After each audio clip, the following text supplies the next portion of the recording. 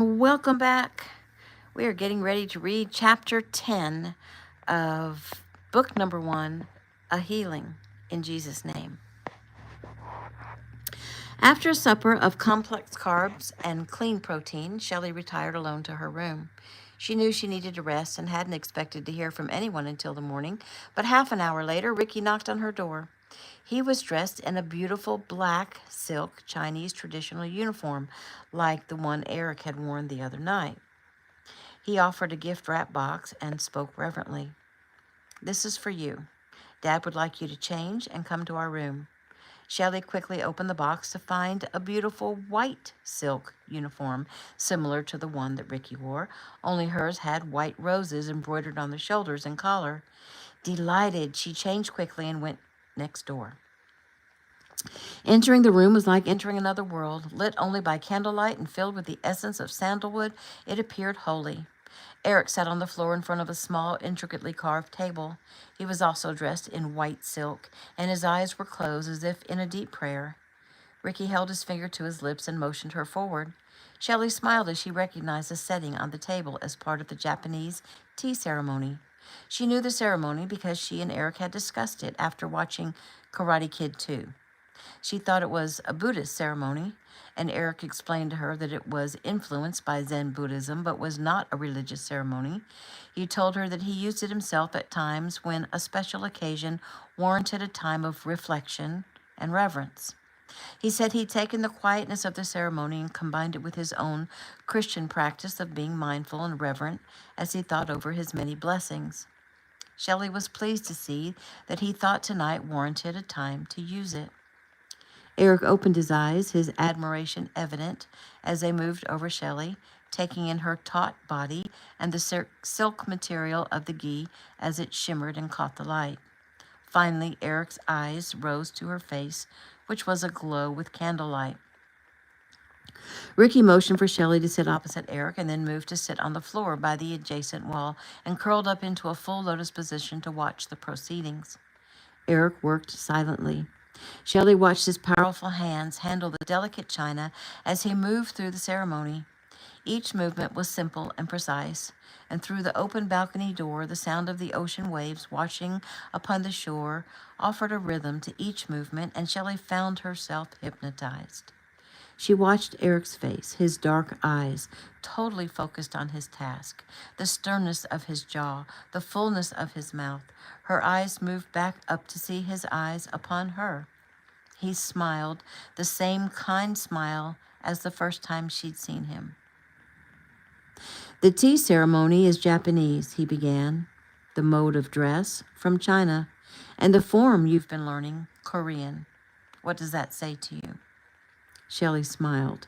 The humorous side of her wanted to make a joke about maybe Eric being a little bit mixed up, but she realized that this was not the time.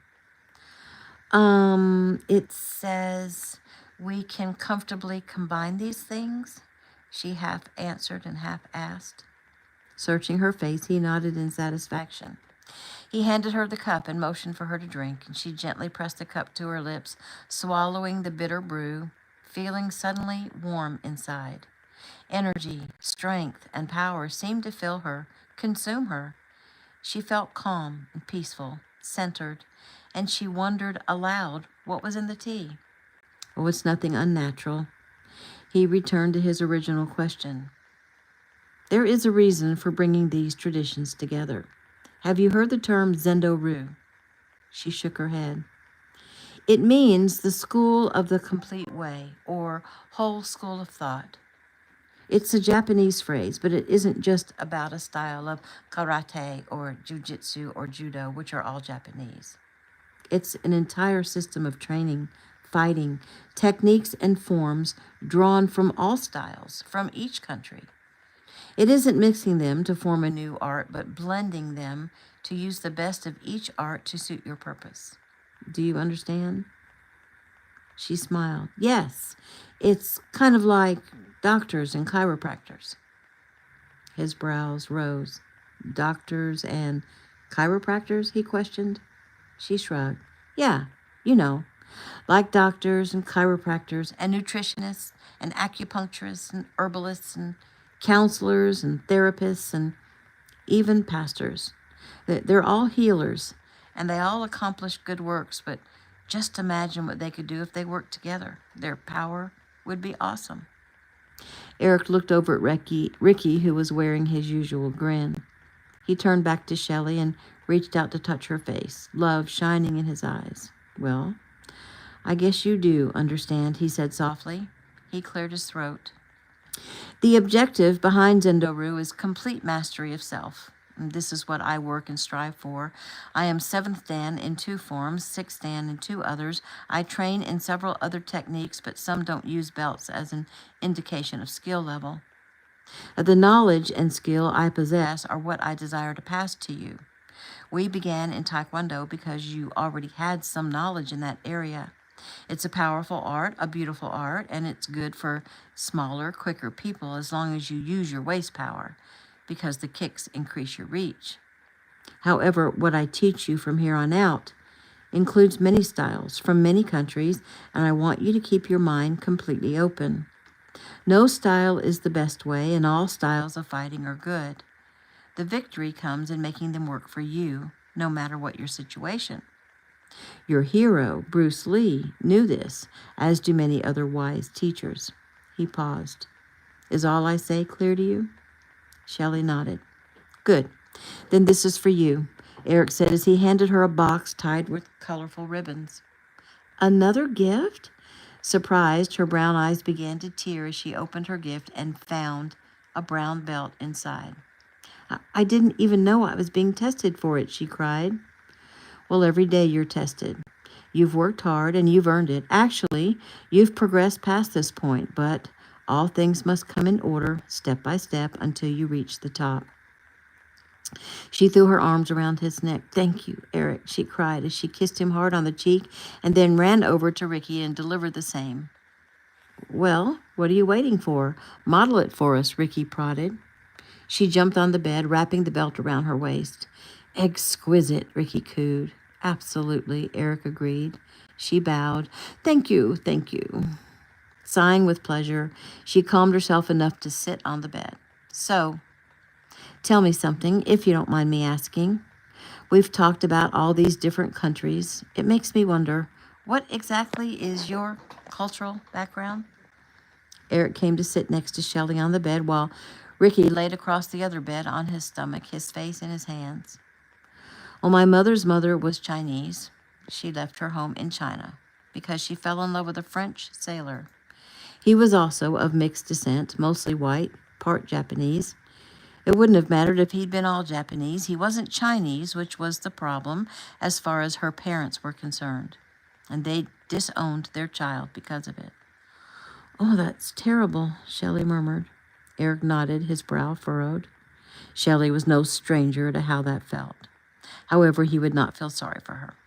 Commiserating with her only adds energy to the problem. So he went on. My father's father is Chinese-Hawaiian. His mother is white. She was an American naval nurse stationed in Hawaii. My grandparents on both sides suffered a lot of intolerance because they chose to cross boundaries. Still, silly boundaries as we are all human beings. So my mother's half Chinese, part Japanese, and part white. My father is half Hawaiian, which is in itself a mixture, and half white. Shelley nodded and turned toward Ricky. And if I can be so bold, what about your mother? Ricky's mother was white, Eric added. And that's our background. It's a large mix of people. So what would you call me? I've never really put a label on it. Part Caucasian, part Chinese, part Japanese, part Polynesian. I'm not sure what to call it. Shelley didn't even hesitate. Well, I believe that makes you Zendoru, the best of all worlds. Ricky rolled over on his back. Lord, I love this woman, he said softly as if in prayer.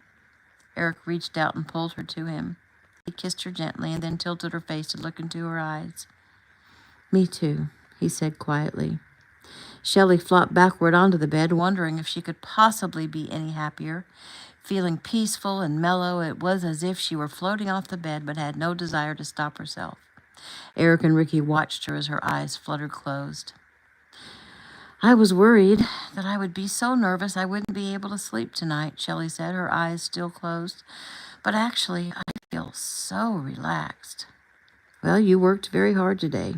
You should be exhausted, and you should sleep like a rock. I think you're right, 'cause I could fall asleep right now. She yawned as a leg slid off the side of the bed, and she was gone. What did you put in her tea? Ricky asked with a smile. Maybe a little too much chamomile, Eric said facetiously. I hope she comes out of it before the tournament. He gathered her in his arms, thinking how small and vulnerable she suddenly seemed. Ricky opened doors as Eric carried Shelley to her room. Lying her on the bed, he looked down at her sleeping form as he untied the brown belt and laid it aside. My little warrior, he whispered. I'm not sure I even want you to fight.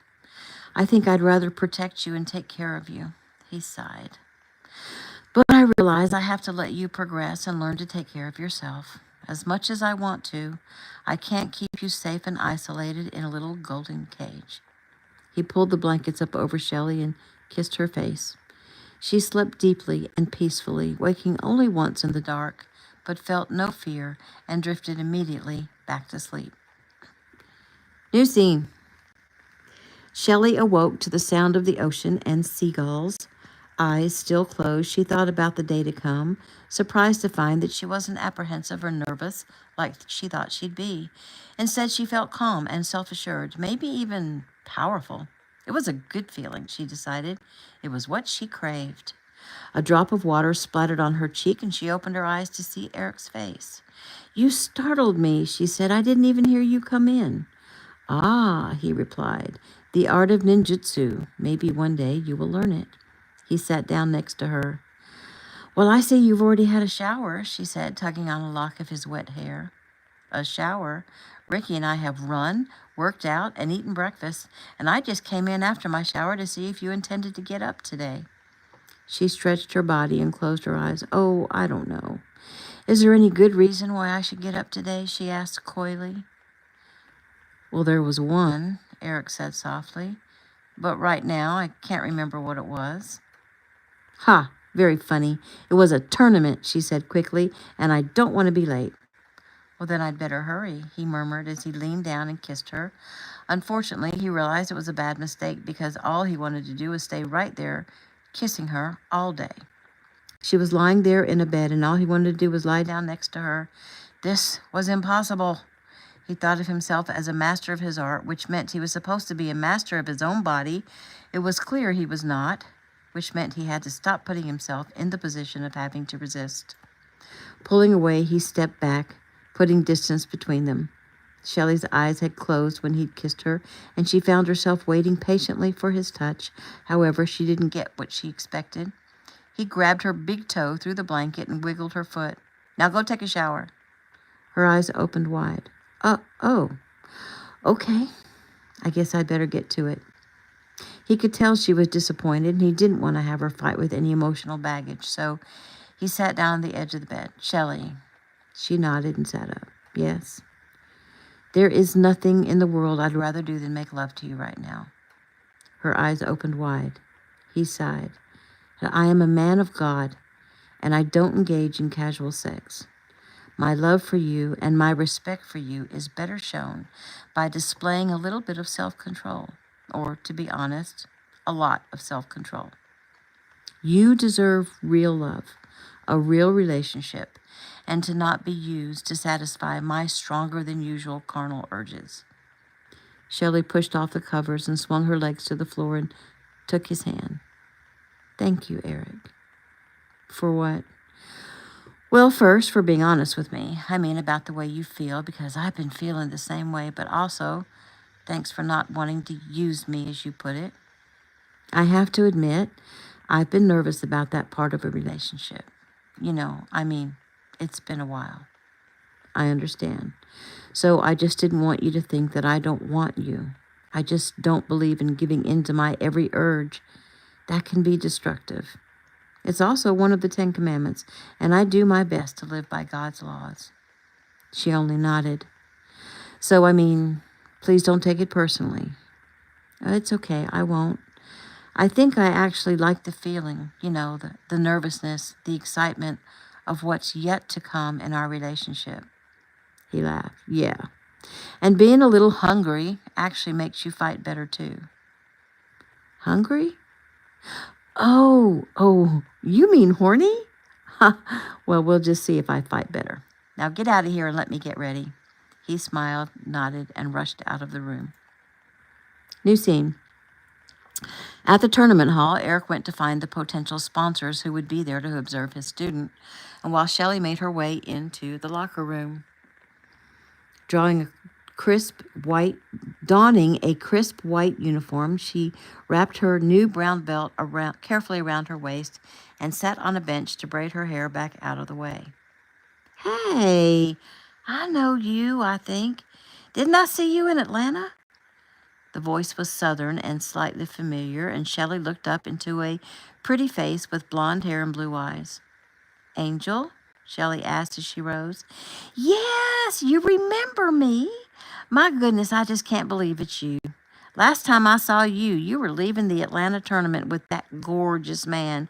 You know, Ricky Keno's father. So tell me, what did ever happen to him? Oh, he's my teacher now, Shelley admitted with some pride. He needed a student for the mart, and he chose me. Angel's mouth opened wide. You are kidding. The mart? You're so lucky. I am lucky, Shelley admitted. I think that every day. Wow, that means he's here, huh? Shelley nodded with a contented smile. Yes, he's here, and Ricky's with him. Oh my gosh, I have got to tell my friends. Oh my gosh, a mocking voice repeated from around the other side of the lockers. Several voices laughed, and a large woman, young, with extremely short hair and long dangly earrings, stepped around the corner along with two others. So, you're a Martian, huh? Shelley nodded. The woman shrugged. You don't look so tough to me. Shelley couldn't help but think about what Ricky said he'd expected to see when he'd first met her. Actually, he'd said a jock with a shaved head, but this was close enough. She pressed her lips together to try to suppress her giggle. What are you grinning at? The woman growled at Shelley. Shelley's brows shot up. Did this woman really intend to pick a fight right here in the locker room like something out of a B movie? It was too classic. Shelley didn't bother to answer her. She merely rolled her eyes in disgust, and Angel stepped between them. Okay, now, y'all go on, Betty, and y'all leave her alone. Nope. I want to see what makes her so special. The woman shoved Angel aside and moved toward Shelley. Come on, show me what you got. You've got to be kidding. Look, I don't know you, so back off, okay? Shelley tried to sound tough and fearless. She didn't think it was working since her voice quivered with fear. The woman moved closer and Shelley swallowed hard.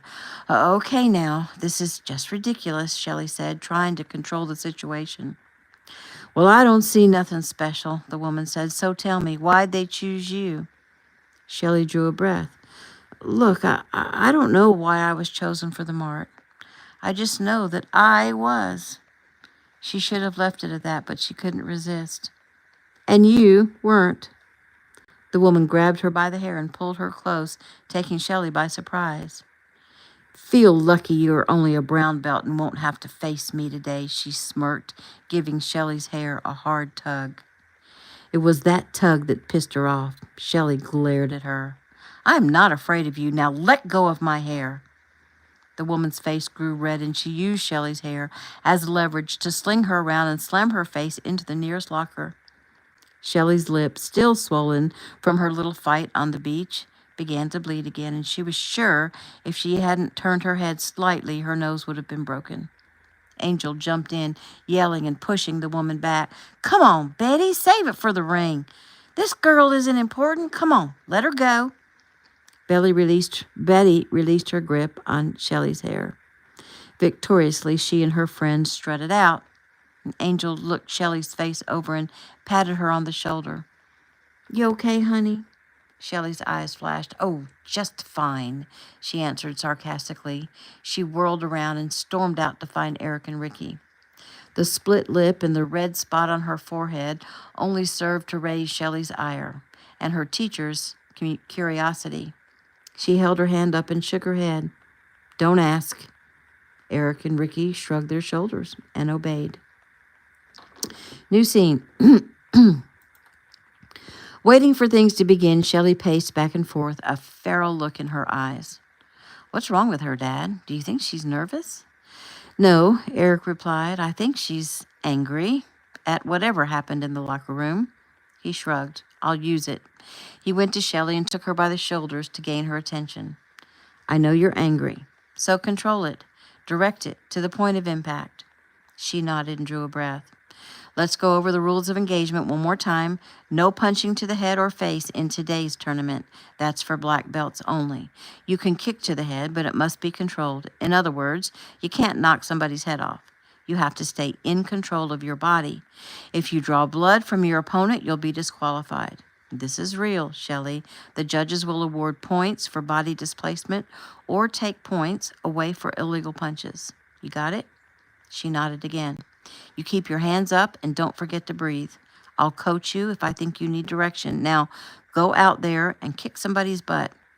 And don't turn your back to an opponent. The first 3 opponents Shelley faced never scored a point on her, and Shelley did get some penalty points for illegal punches not intentionally thrown, just mistakes because of inexperience and lack of control. Mostly, though, they were clean and easy bouts, and Eric's smile told Shelley of his approval. Bout number 4 was more difficult. Shelley took several blows before she finally adjusted to the problem.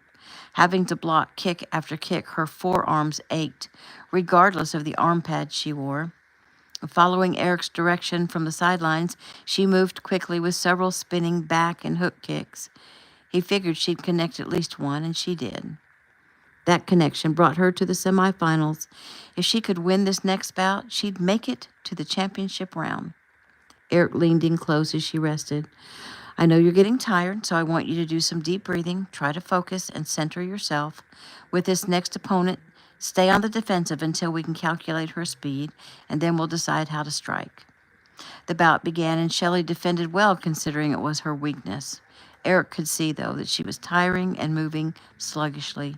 She tried to move into score with a kick, but she missed completely.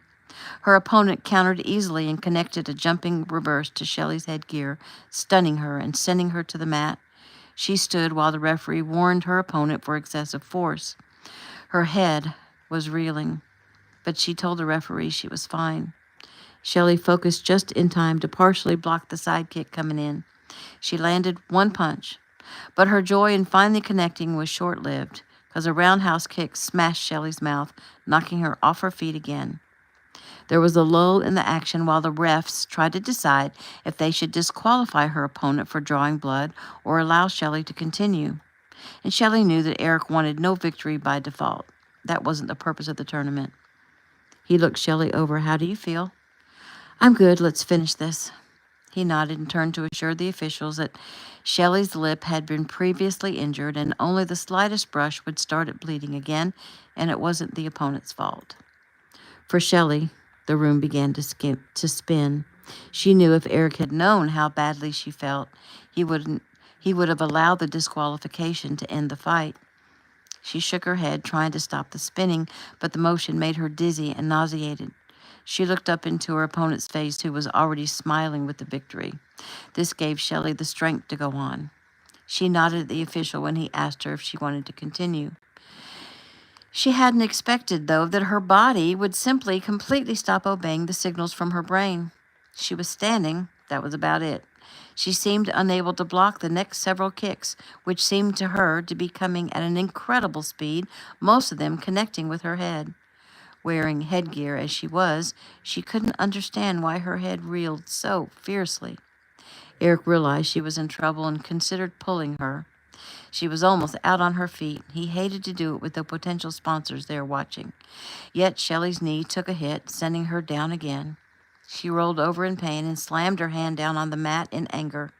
Bravely, she rose once more and nodded to the official. Dad, Ricky muttered, his worry evident. Eric nodded. He tossed a white towel out onto the mat, effectively ending the bout. Shelley stood shakily. Limping, she bowed to her opponent, then to the judges, and a few seconds later the ref raised the hand of her opponent. Shelley shook hands briefly and bowed to the victor and her instructor, as did Eric. Eric smiled at Shelley with genuine pride. My beautiful little warrior, he comforted, you have far surpassed my expectations. She looked up at him, trying to smile and to hold back the stupid tears. He put his arm around her and held her close against his side. I expected you to win a few bouts, but I never expected you to make it to the semifinals. I'm so proud of you. She began to feel better. She knew Eric well enough to know he didn't say things that weren't true. Come on, we'd better see about your knee. They went to a room that had been set up for first aid, and a doctor checked her out. He wrapped an ice pack around Shelley's knee, but was more concerned with her dizziness. Her pupils were slow to react. Shelley wanted desperately to go back out to watch the Brown Belt Championships, but the doctor advised her to lie down until the vertigo and the nausea subsided. Eric leaned over her, stroking her head and expounding on all the things she did well and how impressed he was with her. Then he told her about the possible sponsors that had come to watch her. And I really need to go out and speak with them, he said. Well, I'll be fine. You go, she replied, and thank you. I'm really glad you didn't tell me about them earlier because I would have been a nervous wreck. You think? He remarked with a smile as he backed away. She made a face at Eric as he left her. He found Ricky standing in the lobby, talking to several men in suits. Eric, good to see you, one said as he offered his hand. Eric greeted each of them and exchanged pleasantries. So, what do you think? He finally asked. Well, she's tough. She did well for her first fight, one man said. And if she were to win the mart, her looks will definitely make her big bucks, another said. The third man nodded. I agree. I'd like to talk to her. How about dinner tomorrow? The other two agreed. That'll be fine, Eric agreed. Dinner tomorrow. The men shook hands and took their leave. Eric turned to Ricky. So, where are Justin and Jason? They're watching the finals. Well, I'm going back to see about Shelley. She's pretty banged up. Meet me down by the locker room when the tournament is over. Eric turned and walked briskly back to find his warrior, but she wasn't there. Well, I told her not to leave, the doctor complained. She's suffering from a mild concussion and needs to be watched, but she insisted on going to get cleaned up. Thanks, Eric said with a nod and went to find her. Shelley was just coming out of the women's locker room as Eric approached, his eyebrows raised. I left you in the care of that doctor. He says you have a concussion, so I'm asking you to cooperate, Shelley. You should have stayed put. When she only nodded, he shook his head and sighed. Her face was pale. Her hands trembled. He insisted she go back to the first aid room where he helped her back up onto the padded table. The doctor once again took her blood pressure and checked her pupils. Blood pressure's low. Pupils are sluggish. She has a concussion. She needs to take it easy and rest, and you should wake her up a few times during the night to check on her. If there is vomiting or severe dizziness, or, of course, if you can't wake her and have her be coherent, then bring her into the hospital immediately. Eric promised that he would. Shelley closed her eyes, willing the nausea to subside, while Eric spoke softly to her, heaping on the praise for a battle well fought. I knew you were tough. She opened her eyes. I lost, she reminded him. Well, in my book, you won. You've come a long way. The nausea swept over her in waves, and she sat up. Excuse me, I need to use the bathroom. She limped slowly toward the nearest restrooms. She didn't want Eric or the doctors who suspect that she was ill. No freaking way was she going to spend the night in a hospital. She turned on the water and caught herself on the sink, breathing hard, head pounding. Stumbling toward a stall, she knelt down at the toilet and tried to shake the feeling back into her tingling hands. Finally, the torturous relief came. She washed her face, rinsed her mouth, and limped slowly back out to the medical room. Well, looks like some color's coming back, the doctor said. Shelley smiled stiffly, but kept her secret. The male competitor, shuffling in, holding a towel to his nose, convinced Eric it was time for him and Shelley to leave. Remember, go home and rest, the doctor cautioned. Eric and Shelley left the doctor and approached the lobby where Ricky stood with two men of Asian descent. Shelley, Eric said, I'd like you to meet two of my closest friends, Justin and Jason Lee. Jason extended his hand. Hi, Shelley. It's nice to meet you. I watched your matches. You fought well. I was impressed. Wow, coming from him, Jason's brother Justin chimed. That's a real compliment. But really, I thought you had that last girl. Shelley grinned at the two extremely handsome men. Ha, I not only didn't have her, I couldn't even see her. Justin took her hand to shake it. Well, then, that means you showed a whole lot of courage.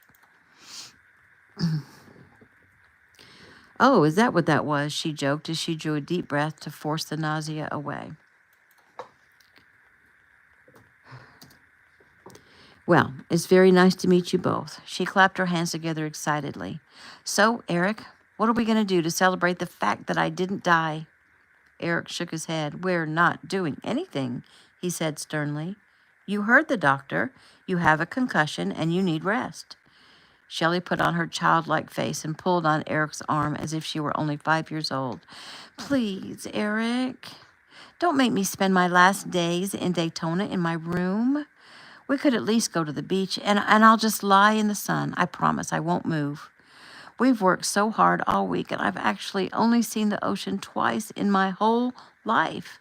Please, please, please, she begged. Justin and Jason watched with delight as Eric's face softened. Never, ever would they have guessed that Eric would give in to the pleadings of a student against his better judgment. It was pretty easy to see how he felt about her. Eric reached out and touched her swollen lip. Only twice. I can't believe what I'm hearing, Justin began as he spoke to his brother, but I think he's saying yes. Jason nodded. It kind of makes you wonder which one is the master, huh? Jason replied. A sweet southern voice joined in. Did I just hear y'all say you're going to the beach? So are we. Let's all go together. This'll be fun. Shelley turned to look into Angel's pretty face and 3 other women standing with her. Hi, Angel, Shelley murmured with a sigh. Eric, do you remember Angel from Atlanta? Yes, I do. He offered his hand to her. It's nice to see you again. Oh, you too, honey. Shelley rolled her eyes. How did you do in the tournament? Shelley asked Angel in an effort to be polite. She smiled. I won, of course, she bragged. I always do. And I guess you'll be happy to know that I personally eliminated Betty for you. Who's Betty? Shelley asked. You know, the ugly mama who beat you up in the locker room, Angel said with a laugh. Shelley glanced up at Eric's arched eyebrows and turned back to Angel quickly. She didn't beat me up. Angel shrugged. Whatever you say, hon. Philippians 2:3-4. Do nothing out of selfish ambition or vain conceit. Rather, in humility, value others above yourselves, not looking to your own interest, but each of you to the interests of the others. And that is the end of chapter 2.